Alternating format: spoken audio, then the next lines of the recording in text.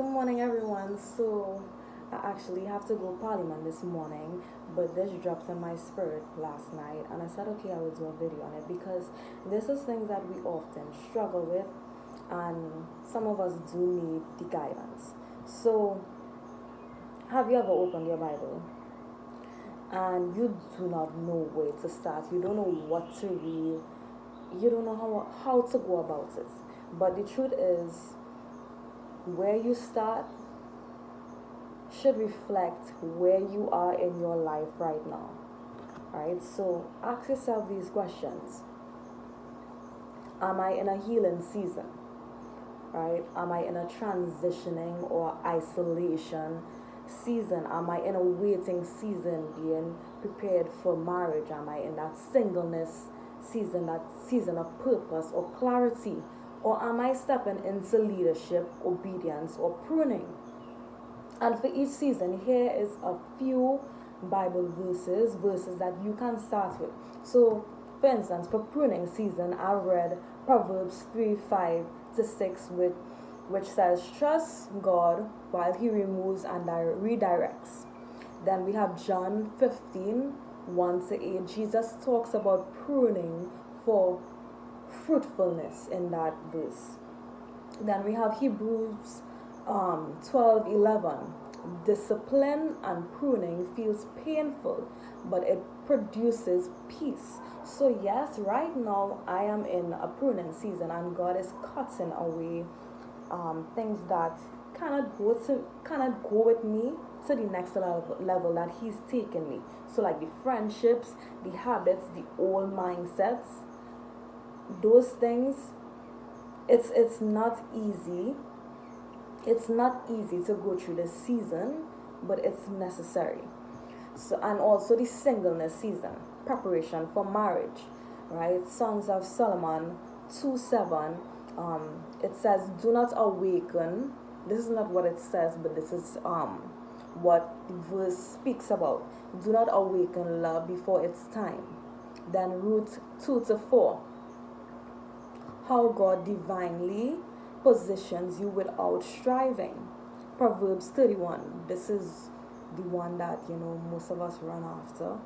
The woman of God is the woman that God is shaping you into. And then we have Corinthians, 1 Corinthians 7. Paul talks about singleness and purpose.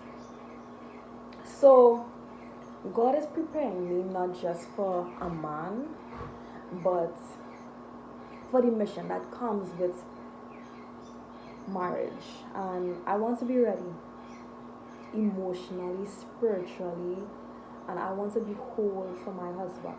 I don't want to carry any baggage or any trauma into that marriage, right? So this is what He does. He tears those things away in the waiting season, right? So when you just need wisdom or clarity, you're looking for discernment and wisdom, you could read Proverbs 1-4, right? Or James 1:5, or Ecclesiastes 3. And if you're in a healing or you're feeling lost, right, we have Psalms 34:18, which God is close to the brokenhearted. And then we have Isaiah 61 and Luke 8. So you don't need to read the Bible to feel better, right? Read the Bible to become who God is shaping you into be. What? I don't know what I say. My words all over the place. But read the Bible to become who God is shaping you to be in this season, even if it convicts you, right? So don't read the Bible to feel better. So I'm just going to share. For me, yes, it is possible to be in both seasons, 2 seasons at once. So I'm in my pruning and I'm in my singleness season. So I'm in the pruning season where God, He cuts back what can't go with me in the next level. So all the relationships, as I said, the habits, the thoughts, and even emotional attachment that don't reflect who I'm becoming, it's where He refines your identity.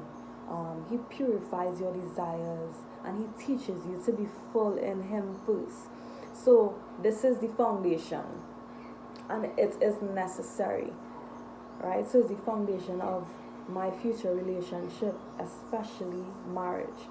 And also in my singleness season, I've experienced Him developing my character as a wife. You know, He has shown me multiple times in visions the kind of wife that I am to be. And also He has revealed to me the kind of husband that He is preparing me for, the man that He has for me. So He's training you in wisdom, submission, and grace and discernment, and He's teaching you how to be a helpmate without losing yourself, right? So He's shaping you into being a wife, a leader. Well, not you, but me. Right now, He's shaping me into being a wife, a leader, a nurturer, and a spiritual warrior. So yes, God is showing me how to be a wife, but first He's making sure that anything that could hinder the assignment gets dealt with first. And that's why I sometimes feel the tension, because He's preparing me to be the woman.